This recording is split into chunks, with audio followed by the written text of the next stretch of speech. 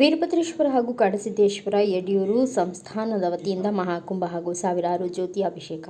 ಮುಂದಿನ ದಿನಗಳಲ್ಲಿ ರಾಜ್ಯದಲ್ಲಿ ಆಡಳಿತಾರೂಢ ಕಾಂಗ್ರೆಸ್ ಸರ್ಕಾರವು ರಾಜ್ಯದಲ್ಲಿ ಹಲವು ಅಭಿವೃದ್ಧಿ ಕಾರ್ಯಗಳ ಜೊತೆಗೆ ಹಿಂದುಳಿದಿರುವ ನೀರು ಸರಬರಾಜು ಯೋಜನೆಗಳನ್ನು ಪೂರ್ಣಗೊಳಿಸಲು ಶ್ರಮಿಸಲಿದೆ.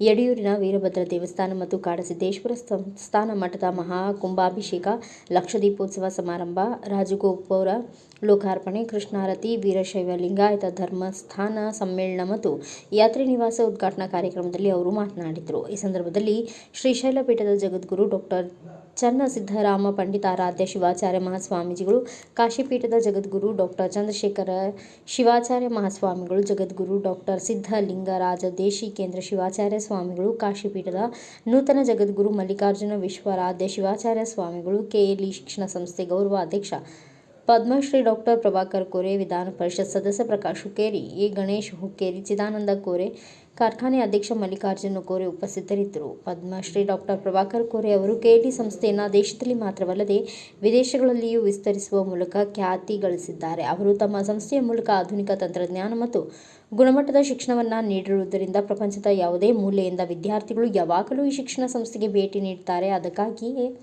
ಕೇಂದ್ರ ಸರ್ಕಾರ ಅವರಿಗೆ ಪದ್ಮಶ್ರೀ ಪ್ರಶಸ್ತಿಯನ್ನು ಘೋಷಣೆ ಮಾಡಿದೆ ಎಂದು ಹೆಮ್ಮೆಯ ವಿಷಯ ಎಂದು ತಿಳಿಸಿದರು.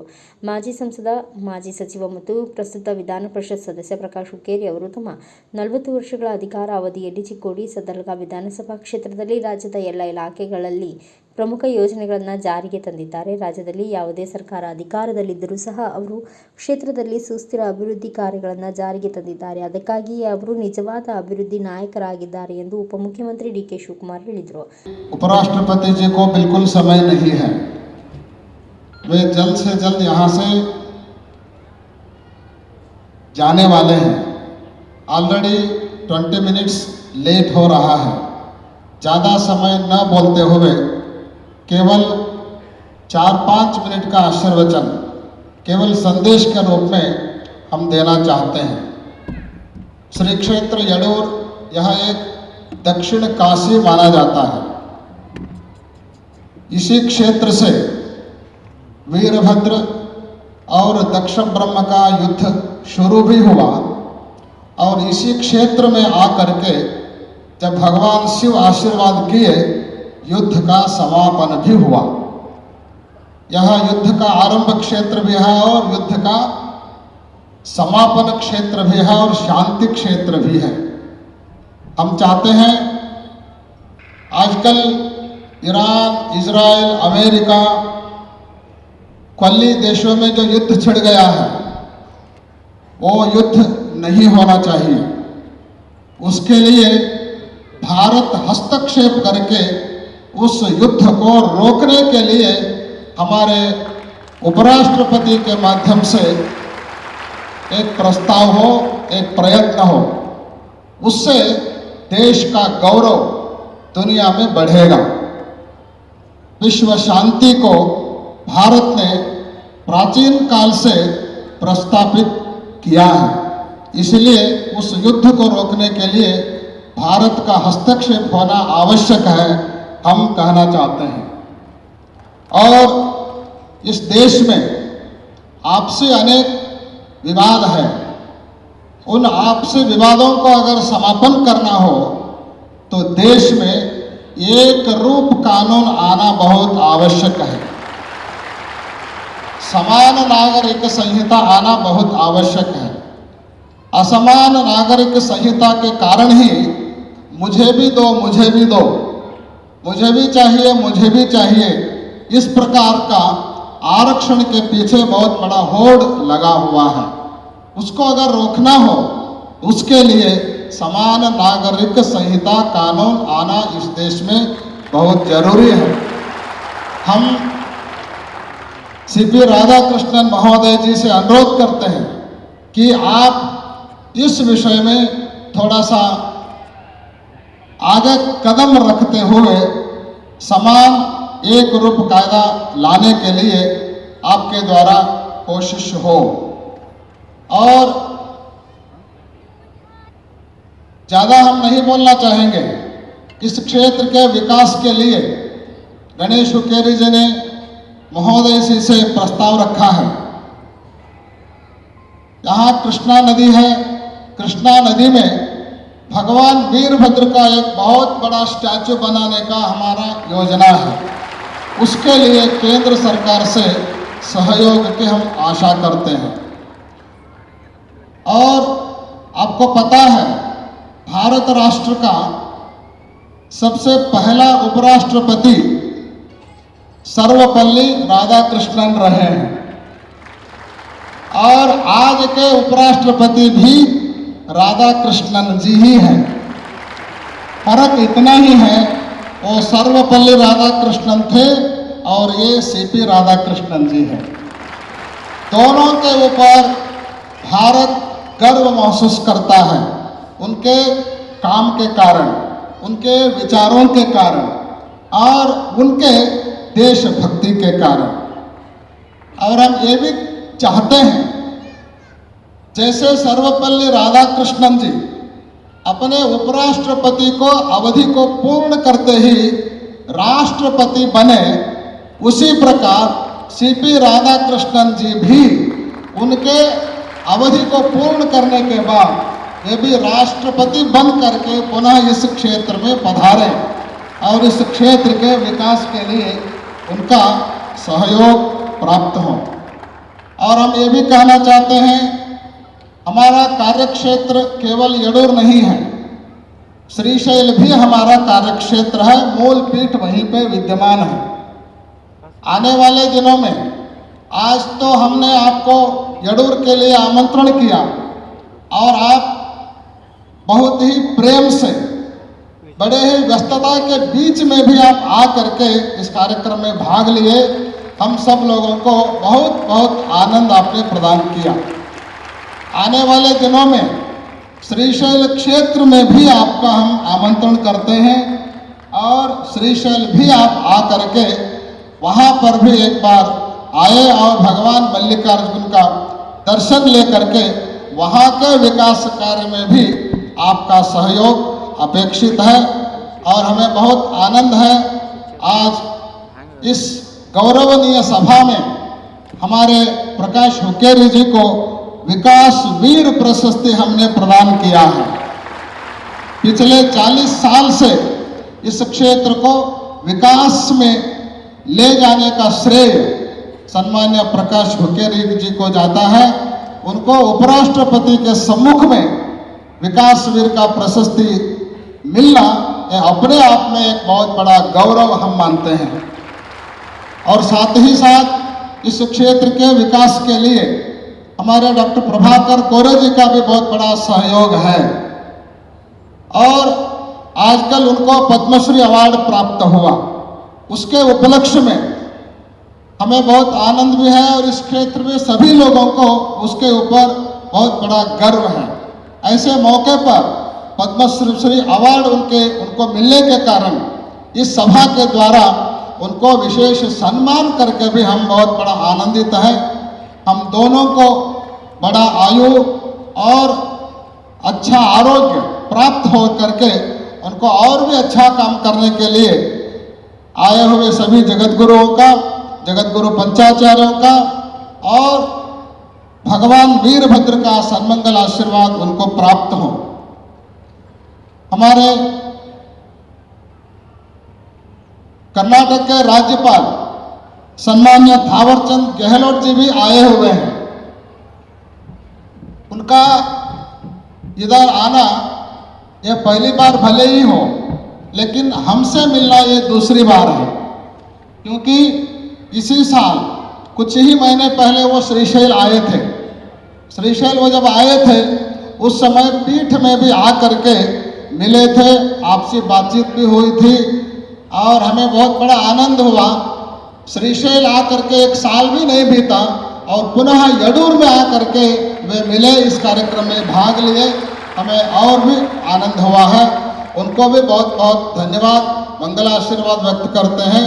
और इस सभा में हमारे एमबी पाटिल महोदय जी आए हैं और गणेश हुक्केरी जी तो है ही है, उन सबको भी मंगल आशीर्वाद व्यक्त करते हुए ತಡವಾಗಿ ಬಂದಿದ್ದೀನಿ, ಕ್ಷಮಿಸಬೇಕು. ನಾನು ಹೈದರಾಬಾದ್ನಲ್ಲಿ ಒಬ್ಬ ಉಪಮುಖ್ಯಮಂತ್ರಿ ಮನೆಯಲ್ಲಿ ಒಂದು ಮದುವೆ ಕಾರ್ಯಕ್ರಮ ಇತ್ತು, ನಾವೆಲ್ಲ ಅಲ್ಲಿಗೆ ಹೋಗಿದ್ದು. ಅಲ್ಲಿಂದ ಹೈದರಾಬಾದಿಂದ ಇಲ್ಲಿಗೆ ಬಂದು ಕೊಲ್ಲಾಪುರಕ್ಕೆ ಬಂದು ಕೊಲ್ಲಾಪುರದಿಂದ ಇಲ್ಲಿಗೆ ಅವನು ರಸ್ತೆನೂ ಸರಿ ಯಾವುದೋ ಬೇರೆ ರೂಟಲ್ಲಿ ಕರ್ಕೊಂಡು ಬಂದ್ಬಿಟ್ಟೆ. ಇಲ್ಲ ಇನ್ನೂ ಒಂದು 3/4 ಗಂಟೆ ಜಲ್ದಿ ಬರ್ತಿದ್ದೆ, ಕ್ಷಮಿಸಬೇಕು.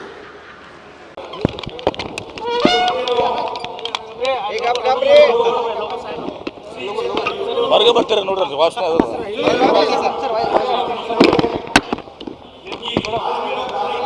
ಸರ್ ಕ್ಯಾಬಿನೆಟ್ ಇದೆ ಸರ್, ಇದು ಕೂಡ ಬಲಗೈ ಎಡಗೈ ಚರ್ಚೆ ಮಾಡ್ತೀವಿ. ಇವತ್ತು ಕ್ಯಾಬಿನೆಟ್ ಇದೆ, 4 ಗಂಟೆ ಇತ್ತು, ಅದು 6 ಗಂಟೆಗೆ ಮುಂದೆ ಹೋಗಿದೆ. ಈಗ ಚರ್ಚೆ ಮಾಡ್ತೀವಿ ಅದು ವಿಷಯಗಳು. ಸ್ವಾಮೀಜಿ ಒಬ್ರು ತಮ್ಮ ಬಳಿ ಬಂದಿದ್ರು, ಒಬ್ಬ ಮಠದ ಪ್ರಮುಖ ಸ್ವಾಮೀಜಿ ಒಬ್ರು ನಮ್ಮ ಬಳಿ ಬಂದಿದ್ರು. ಮಹಿಳೆಯರ ಏನು ಹನಿ ಟ್ರ್ಯಾಪ್ ಆಗಿದೆ ಸ್ವಾಮೀಜಿ ಸರ್ ಒಬ್ರು, ಲಿಂಗಾಯತ ಮಠದ ಸ್ವಾಮೀಜಿ ಅವರು ನಮ್ಮನ್ನು ಅಪ್ರೋಚ್ ಆಗಿದ್ರಂತೆ ಸರ್. ನನಗೆ ಯಾರು ಆಗಿಲ್ಲಪ್ಪ, ನನಗೆ ಗೊತ್ತಿಲ್ಲ ವಿಚಾರ. ನನಗೆ ಯಾರು ಅಪ್ರೋಚ್ ಆಗಿಲ್ಲ. ಅಪ್ರೋಚ್ ಆಗಿದ್ರು ಆಗಿಲ್ಲ ಅಂತ ಹೇಳ್ತಾರೆ, ನನಗೆ ಅಪ್ರೋಚ್ ಆಗಿಲ್ಲ ಅಂತ ಹೇಳ್ತೇನೆ. ಸಿಎಂ ಡಿನ್ನರ್ ಮೀಟಿಂಗ್ ಕರೆದಿದ್ದಾರೆ, ತಾವೇನಾದ್ರು ಹೋಗ್ತೀರಾ? ಸಿಎಂ ಅವರು ಡಿನ್ನರ್ ಮೀಟಿಂಗ್ ಕರೆದಿದ್ದಾರೆ, ತಾವೇನಾದ್ರು ಹೋಗ್ತೀರಾ? ಸಿಎಂ ಡಿನ್ನರ್ ಮೀಟಿಂಗ್ ಕರೆದು ಹೋಗ್ತೀವಿ. ಸಿಎಂ ಮೀಟಿಂಗ್ ಕರೆದು ಹೋಗ್ತೀವಿ, DCM ಅವ್ರು ಡಿನ್ನರ್ ಮೀಟಿಂಗ್ ಕರೆದು ಹೋಗ್ತೀವಿ. ಅದಕ್ಕೇನದು ಪಾರ್ಟಿದಾಗ ಸಿಎಂ ಬದಲಾವಣೆ ಸಾಕಷ್ಟು ಸಿಎಂ ಬದಲಾವಣೆ ಚರ್ಚೆ ಆಗ್ತಿರುವ ಸರ್, ಆಫ್ಟರ್ ಬಜೆಟ್ ಆಗುತ್ತಾ ಸರ್? ಅದು ಬದಲಾವಣೆ ಕೇವಲ ಮಾಧ್ಯಮದಲ್ಲಿ ನಡೀತಾ ಇದೆ. ಕೆಪಿಎಸ್ಸಿ ಆರೋಪ ಕೇಳಿ ಬಂದಿದೆ, ಕೆಪಿಎಸ್ಸಿ ಎಕ್ಸಾಮ್ ಏನು ಅಕ್ರಮ ಆಗಿದೆ? ಅಕ್ರಮ ಆಗಿದ್ರೆ ಇವತ್ತು ಸರ್ಕಾರ ಅವರು ಅದನ್ನು ಅದ್ರ ಬಗ್ಗೆ ತನಿಖೆ ಮಾಡ್ತಾರೆ. ಸರ್ ಸಿದ್ದರಾಮಯ್ಯನವರೇ ಮುಂದುವರ್ತಾರೆ ಸರ್ 5 ವರ್ಷ ಕಂಪ್ರ ಸಿದ್ದರಾಮಯ್ಯನವರೇ 5 ವರ್ಷ ಮುಂದುವರ್ತಾರೆ ಸರ್. ನೋಡಿ, ನಮ್ಮ ಪಕ್ಷದಲ್ಲಿ ಸಿದ್ದರಾಮಯ್ಯನವರು ಒಂದು ಮಾತು ಹೇಳಿದ್ದಾರೆ, DK ಶಿವಕುಮಾರ್ ಒಂದು ಮಾತು ಹೇಳಿದ್ದಾರೆ. ನಮ್ಮ ಪಕ್ಷದಲ್ಲಿ ಹೈಕಮಾಂಡ್ ಸುಪ್ರೀಂ. ಶ್ರೀಮತಿ ಸೋನಿಯಾ ಗಾಂಧಿಯವರು, ರಾಹುಲ್ ಗಾಂಧಿಯವರು, ಮಲ್ಲಿಕಾರ್ಜುನ್ ಖರ್ಗೆ ಅವರು, CWC ಇದೆ. ಅವರು ಏನೇನು ನಿರ್ಣಯ ಮಾಡ್ತಾರೆ ಅದು ಫೈನಲ್ಲು. ಅವ್ರು ನಿರ್ಣಯ ಮಾಡೋದು ನಾನು ಒಪ್ತೀನಿ ಅಂತೇಳಿ ಮುಖ್ಯಮಂತ್ರಿಗಳು ಉಪಮುಖ್ಯಮಂತ್ರಿಗಳು ಹೇಳಿದ ಮೇಲೆ ನಿಮಗೇನು ಪ್ರಾಬ್ಲಮ್ ಇದೆ? ಅದೆಲ್ಲ ಬೋಗಸ್, ಅದು ಸುಮ್ಮನೆ ಹಾಕ್ತದೆ, ಯಾವುದು ಆಗುತ್ತೆ. ಸರ್ ಆಲಮಟ್ಟಿ ಡ್ಯಾಮ್ ಎತ್ತರಕ್ಕೆ ಆಂಧ್ರ ಕೂಡ ತೆಲಂಗಾಣದವರು ಕೂಡ ವಿರೋಧ ಮಾಡ್ತಿದ್ದಾರೆ. ಅವ್ರು ಸ್ವಾಭಾವಿಕವಾಗಿ ವಿರೋಧ ಮಾಡ್ಕೋತೇ ಬಂದಿದ್ದಾರೆ, ಅದಕ್ಕೇನು ಮಾತು ಕೊಡಬೇಕಾಗಿಲ್ಲ. ನಾವೀಗ ನಮ್ಮ ಭೂಸ್ವಾಧೀನ ಪ್ರಕ್ರಿಯೆಯನ್ನು ಮುಂದುವರಿಸಿಕೊಂಡು ಇವತ್ತು ಕೇಂದ್ರ ಸರ್ಕಾರ ಗೆಜೆಟ್ ನೋಟಿಫಿಕೇಶನ್ ಮಾಡಬೇಕು. ಕೇಂದ್ರ ಸರ್ಕಾರ ಗೆಜೆಟ್ ನೋಟಿಫಿಕೇಶನ್ ಮಾಡಬೇಕು. ಇನ್ನೊಂದು ಕಡೆ ಸುಪ್ರೀಂ ಕೋರ್ಟ್ ಕೇಸ್ ನಡೆದಿದೆ. ಕೇಂದ್ರ ಸರ್ಕಾರ ಮೇಲೂ ನಾವು ನಮ್ಮ MP ಗಳು ಇದ್ದಾರಲ್ಲ, ಜಗದೀಶ್ ಶೆಟ್ಟರ್ ಅವ್ರನ್ನ ಒಳಗೊಂಡು, ಬೊಮ್ಮಾಯಿ ಅವ್ರು ಒಳಗೊಂಡು, ಇವರೆಲ್ಲರೂ ಕೇಂದ್ರ ಸರ್ಕಾರಕ್ಕೆ ಹೇಳಿ ಇವತ್ತು ಗೆಜೆಟ್ ನೋಟಿಫಿಕೇಶನ್ ಮಾಡಿಸ್ಬೇಕು. ಯಾವ ರೀತಿ ಮಾದಾಯ್ತಲ್ಲ ಗೆಜೆಟ್ ನೋಟಿಫಿಕೇಶನ್ ಆಯ್ತಲ್ಲ, ಗೆಜೆಟ್ ನೋಟಿಫಿಕೇಶನ್ ಮಾಡಿದ್ರೆ ಇದು ಇತ್ಯರ್ಥ ಆಗ್ತದೆ. ಆದ್ರೆ ನಮ್ಮ MP ಗಳು ಯಾರು ಮಾತಾಡೋದೇ ಇಲ್ಲ, ಸುಮ್ಮನೆ ಇರ್ತಾರೆ. ನರೇಂದ್ರ ಮೋದಿ ಅವ್ರ ಮುಂದೆ ಹೋಗಕ್ಕೆ ಹೆದರ್ತಾರೋ, ಅಂಜು ಸಾಯ್ತಾರೋ. ಹೀಗಾಗಿ ಆಮೇಲೆ ಅವರು ಇದಕ್ಕೆ ನಾವೇನು ಮಾಡಬೇಕಲ್ಲ, ಸುಪ್ರೀಂ ಕೋರ್ಟ್ನಲ್ಲಿ ಮತ್ತು ನಮ್ಮ ಒತ್ತಾಯ ಕೇಂದ್ರ ಸರ್ಕಾರ ಮೇಲೆ ಇರ್ತದೆ. ಗೆಜೆಟ್ ನೋಟಿಫಿಕೇಶನ್ ಆದಮೇಲೆ ಈಗ ನಾಗರ ಪ್ರಕ್ರಿಯೆ ಪ್ರಾರಂಭಿಸಿದ್ದೀವಿ ನಾವು. ಈಗಾಗಲೇ 40 ಲಕ್ಷ 30 ಲಕ್ಷ ಏನು ಮುಳುಗಡೆ ಆಗ್ತದೆ ಭೂಮಿಗಳಿಗೆ ಮತ್ತು ಕಾಲುವೆಗಳಿಗೆ ಅದು ಕೊಡುವಂಥದ್ದು ನಮ್ಮ ಒಂದು ಐತಿಹಾಸಿಕ ನಿರ್ಣಯನ ನಮ್ಮ ಕಾಂಗ್ರೆಸ್ ಸರ್ಕಾರ, ಮುಖ್ಯಮಂತ್ರಿ ಅಂತ ಸಿದ್ದರಾಮಯ್ಯನವರು, ಉಪಮುಖ್ಯಮಂತ್ರಿಗಳು, ನೀರಾವರಿ ಸಚಿವರು DK ಶಿವಕುಮಾರ್ ನಾವು ತೆಗೆದುಕೊಂಡಿದ್ದೀವಿ.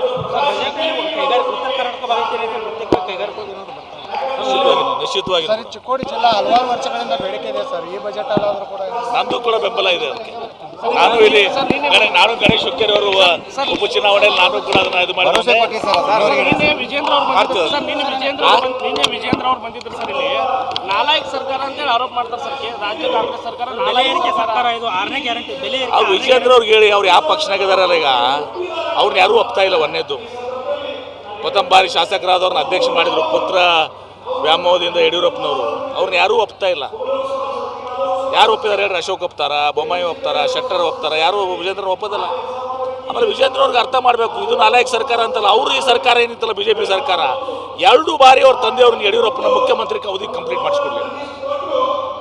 ಅದು ನಾಲಾಯಕ್ ಸರ್ಕಾರ. ಅದು ಅವ್ರ ತಂದೆಯವ್ರನ್ನ ಯಡಿಯೂರಪ್ಪನವ್ರು ನಮ್ಮ ಹಿರಿಯರು ನಾಶದಕ್ಕೆ ಅವಾಗ ಪ್ರತಿಭಟನೆ ಮಾಡಿದ್ದೆ ಆಗುತ್ತೋ ಸರ್. ಏನು ಅವ್ರನ್ನ ಯಡಿಯೂರಪ್ಪನ ತೆಗೆಯೋ ಸಂದರ್ಭದಲ್ಲಿ ತೆಗಿಬಾರ್ದು ಅಂತೇಳಿ ಇವ್ರ ತಂದೆಯವ್ರನ್ನ 2 ಬಾರಿ ಮುಖ್ಯಮಂತ್ರಿ ಮಾಡಕ್ಕೆ ಬಿಟ್ರೆ ಅವರು 2 ಬಾರಿ ತೆಗೆದಾಕಿದ್ರು ಅವ್ರನ್ನ. ಗೊತ್ತಿಲ್ವಾ ಇದು?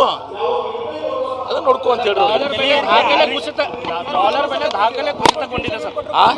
ರೂಪಾಯಿ ಬೆಲೆ ಸರ್ ಡಾಲರ್. ನಿಶ್ಚಿತವಾಗಿಯೂ ಕೂಡ ನಮ್ಮ ಒಂದು ನೀತಿ ಏನಿದೆ, ನಮ್ಮ ಭಾರತ ದೇಶದ ಪ್ರಧಾನಮಂತ್ರಿಗಳು ಇವತ್ತೊಂದು ದಿವಸ ಐತಿಹಾಸಿಕವಾಗಿ ನಾವು ಏನು ಇದು ಮಾಡ್ಕೊಂಡು ಬಂದಿದ್ದೀವಿ, ಅದೆಲ್ಲವನ್ನು ಬದಿಗೊತ್ತಿ ಇವತ್ತೊಂದು ದಿವಸ ಇವ್ರು ಯಾರ ಜೊತೆ ಹೊಂದಾಣಿಕೆ ಆಗ್ತಾರೆ, ಯಾರ ಜೊತೆ ಮಾತನಾಡ್ತಾರೆ, ಒಂದು ನೀತಿ ನಿಯಮ, ವಿದೇಶಾಂಗ ನಿಯಮ ಏನು ಮೊದಲಿಂದ ಸೆಟ್ ಪ್ರೆಸಿಡೆಂಟ್ ಇತ್ತು ಇವತ್ತೊಂದು ದಿವಸ, ಅದೆಲ್ಲವನ್ನು ಬಿಟ್ಟು ಬೇರೆ ದಾರಿಯಲ್ಲಿ ಹೋಗ್ತಾ ಇದ್ದಾರೆ.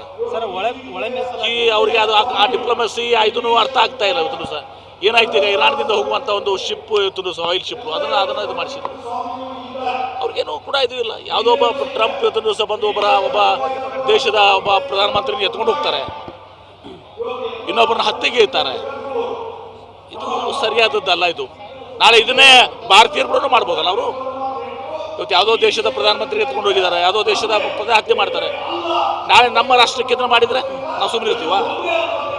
ಇದು ಟ್ರಂಪ್ ಅವರ ಒಂದು ತಪ್ಪು ನೀತಿ ಇವತ್ತು ಅವ್ರು ಏನು ಮಾಡ್ತಾ ಇರೋದು ಸರಿಯಾದದ್ದಲ್ಲ ಅಂತ. ಹೀಗಾಗಿ ಅವ್ರು ಹೇಳ್ತಾ ಇದ್ದಾರೆ ನನಗೆ ನೊಬೆಲ್ ಪಾರಿತೋಷಿಕ ಕೊಡಬೇಕು, ಶಾಂತಿ, ಯುದ್ಧ ನಾನು ನಿಲ್ಲಿಸಿದ್ದೀನಿ, ಭಾರತ ಪಾಕಿಸ್ತಾನ ಅಂತ ಯುದ್ಧ ನಿಲ್ಲಿಸಿದ್ದೀನಿ ಅಂತೇಳಿ.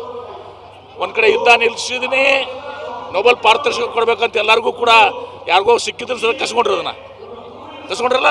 ಅದೋ ಪಾಪ ಹೆಣ್ಮಗಳಿಗೆ ಸಿಕ್ಕಿದ್ದನ ನನಗೆ ಕೊಡಕ್ಕೆ ಬರೋದಿಲ್ಲ ಅದನ್ನು. ಇನ್ನೊಂದು ಕಡೆ ಯುದ್ಧ ಪ್ರಾರಂಭ ಮಾಡ್ತಾರೆ. ಆ ಯುದ್ಧ ಆದಮೇಲೆ ಏನಾಗ್ತದೆ? ಈಗ ನಿರಪರಾಧಿಗಳು ತುಂಬ ಸಹ ಅಲ್ಲಿ ಇರಾನ್ದಲ್ಲಿ 165 ಮಕ್ಕಳು ಸತ್ತರು, ಶಿಕ್ಷಕರು ಸತ್ತರು. ಇದರಲ್ಲಿ ಕೇವಲ ಯುದ್ಧದಲ್ಲಿ ಆ ಯುದ್ಧದ ಇದರಲ್ಲಿ ಹಾನಿ ಆಗೋದಿಲ್ಲ, ನಿರಪರಾಧಿಗಳಿಗೂ ಕೂಡ ಜನಸಾಮಾನ್ಯರಿಗೂ ಹಾನಿ ಆಗ್ತದೆ ತುಂಬ ಸಹ, ಯಾವುದೇ ದೇಶ ಇರಲಿ. ಈಗ ಅದನ್ನೆಲ್ಲರೂ ಕೂಡ ಅವರು ಈ ಕಡೆ ಎಲ್ಲ ಕಡೆ ಈ ಕೊಲ್ಲಿ ರಾಷ್ಟ್ರಗಳ ಮೇಲೆ ದಾಳಿ ಮಾಡ್ತಾ ಇದ್ದಾರೆ ಇರಾನ್. ಇದರಿಂದ ಸ್ವಾಭಾವಿಕವಾಗಿ ನಮ್ಮ ಆಯಿಲ್ ರೇಟ್ಸು, ತೈಲ ಬೆಲೆ ಗಗನಕ್ಕೆ ಇರ್ತದೆ. ಮೊದಲೇ ಮಾತು ನಮ್ಮ ನರೇಂದ್ರ ಮೋದಿಯವ್ರ ಕಾಲದಲ್ಲಿ ನಮ್ಮ UPA ಸರ್ಕಾರದಾಗ ಪೆಟ್ರೋಲ್ 65 ರೂಪಾಯಿ ಇತ್ತು, ಈಗ 100 ರೂಪಾಯಿ ಆಗ್ಯದ. ಡೀಸೆಲ್ 58 ರೂಪಾಯಿ ಇತ್ತು, ಈಗ 98 ರೂಪಾಯಿ ಆಗ್ಯದ. ಗ್ಯಾಸ್ ಸಿಲಿಂಡರ್ 450 ರೂಪಾಯಿ ಇತ್ತು, ಈಗ 1000 ಆಗಿದೆ. ಇನ್ನೂ ಅಷ್ಟು ಹೆಚ್ಚಿಗೆ ಆಗ್ತದೆ.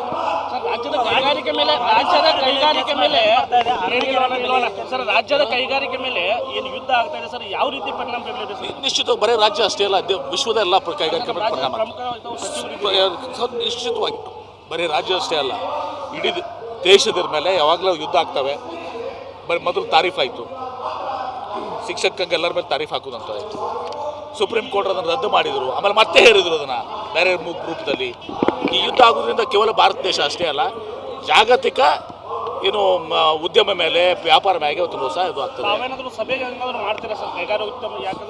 ನಾನು ನಿರಂತರವಾಗಿ ಮಾಡ್ತಾ ಇರ್ತೇನೆ. ನಂದು ಒಂದು ದಿವಸದಲ್ಲ, ನಾನು ಯಾವಾಗಲೂ ಕೂಡ ನಾನು ಪ್ರತಿ ದಿವಸ ನಮ್ಮ ಇದರ ರಿವ್ಯೂ ಮಾಡ್ಕೊತ ಇರ್ತೀವಿ, ಏನು ಮಾಡಬೇಕು. ನೋಡಪ್ಪ, ಉತ್ತರ ಕರ್ನಾಟಕಕ್ಕೆ ನಾವು ಈಗಾಗಲೇ ತೀರ್ಮಾನ ಮಾಡಿದ್ದೀವಲ್ಲ, ಕೃಷ್ಣಾ ವಾಟರ್ಗೆ 3ನೇ ಅವಾರ್ಡ್ಗೆ ಜನರಿಗೆ 70,000 ಕೋಟಿ ರೂಪಾಯಿ ಕೊಟ್ಬಿಟ್ಟು ಅಕ್ವಿಷನ್ ಮಾಡಬೇಕು ಅಂತಿದ್ದೀವಲ್ಲ, ಅದು ಸಣ್ಣ ತೀರ್ಮಾನ ಅಲ್ಲ. ಈಗಾಗಲೇ ಭಾಳ ನೀರಾವರಿಗೆ ಬಗ್ಗೆ ನಾವು ಆಗಲೇ ಕೊಟ್ಟಿದ್ದೀವಿ, ಈಗಾಗಲೇ ತೀರ್ಮಾನ ಮಾಡಿದ್ದೀವಿ. ಕೆಲವು ಏನೇನು ಅವಶ್ಯಕತೆ ಇದೆ ಅದನ್ನೆಲ್ಲ ತೆಗೆದುಕೊಳ್ತೀವಿ.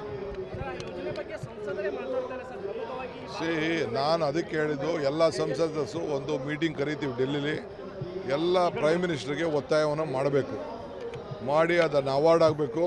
ನಮಗೆ ಆಂಧ್ರದಿಂದ ಮಹಾರಾಷ್ಟ್ರದಿಂದ ಏನು ನಮ್ಮ ಮೇಲೆ ಏನು ಗದಾಪ್ರವಾಹ ಮಾಡ್ತಾಯಿದ್ದಾರೆ ಅದನ್ನು ನಿಲ್ಲಿಸಬೇಕು. ನಮಗೇನು ಹಕ್ಕಿದೆ ಆ ಹಕ್ಕನ್ನು ನಮಗೆ ಒದಗಿಸ್ಕೊಡ್ಬೇಕು. ಪಾಪ ಅವ್ರಿಗೇನು ಇನ್ನೇನು ಮಾಡೋಕ್ಕಾಯ್ತದೆ ಅವ್ರಿಗೆ? ಅವರು ನಾಲಾಯಕ್ ಸರ್ಕಾರ ಇದ್ದೋದಕ್ಕೆ ಈ ಸರ್ಕಾರ ಲಾಯಕ್ ಸರ್ಕಾರನ ತಂದಿದ್ದಾರೆ. ಅವ್ರದ್ದು ನಾಲಾಯಕ್ ಇತ್ತು, ಅದಕ್ಕೆ ಈ ಲಾಯಕ್ ಆದಂಥ ಸರ್ಕಾರನ ಇವತ್ತು ಬಂದಿದೆ.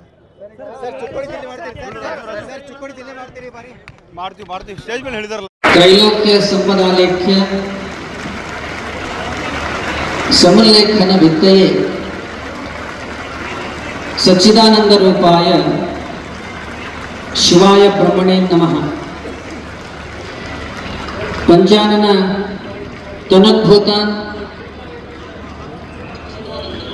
ಪಂಚಾಕ್ಷರ ಮನೋಪಮಾನ್ ಪಂಚಸೂತ್ರಕೃತೋ ವಂದೇ ಪಂಚಾಚಾರ್ಯಾನ್ ಜಗದ್ಗುರು. With my humble pranams at the holy feet of Shri Veerabhadreshwara. ಕಾರ್ಯಕ್ರಮದಲ್ಲಿ ವಿವಿಧ ಮಠಾಧೀಶರು, ವಿವಿಧ ಸಹಕಾರಿ ಸಂಘಗಳ ಪದಾಧಿಕಾರಿಗಳು, ಸಕ್ಕರೆ ಕಾರ್ಖಾನೆಗಳ ನಿರ್ದೇಶಕರು, ಕಾರ್ಯಕರ್ತರು ಮತ್ತು ನಾಗರಿಕರು ಉಪಸ್ಥಿತರಿದ್ದರು. ಬ್ಯೂರೋ ರಿಪೋರ್ಟ್ ರಾಜು ಮುಂಡೆ, ಭಾರತ ವೈಭವ news, Chikkodi. Thanks for watching. Read, discuss and debate with editor Dr. Yan Prashant Rao. Wanted reporters in print, digital and visual media for Bharat Vaibhav Daily Newspaper, BV News 5 Channel and BV Fast Web News from all the talukas of Karnataka, Goa and Maharashtra. If interested, send your resume to 9019229369.